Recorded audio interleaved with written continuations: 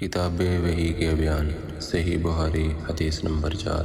آپ صلی اللہ علیہ وآلہ وسلم نے وحی کے رک جانے کے زمانے کے حالات بیان فرماتے ہوئے کہا کہ ایک روز میں چلا جا رہا تھا کہ اچانک میں نے آسمان کی طرف ایک آواز سنی اور میں نے اپنا سر آسمان کی طرف اٹھایا۔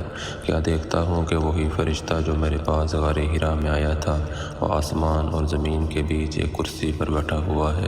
میں اس سے ڈر گیا اور گھر آنے پر میں نے پھر کمبل اوڑھنے کی خواہش ظاہر کی۔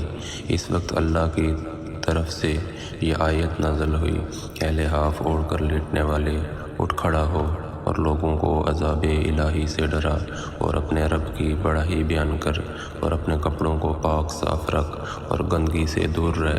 اس کے بعد وہی تیزی کے ساتھ پے در پے آنے لگیں۔ اس حدیث کو یحییٰ بن بکیر کے علاوہ لیث بن سعد سے عبداللہ بن یوسف اور ابو صالح نے بھی روایت کیا ہے اور عقیل کے علاوہ زہری سے ہلال بن رداد نے بھی روایت کیا۔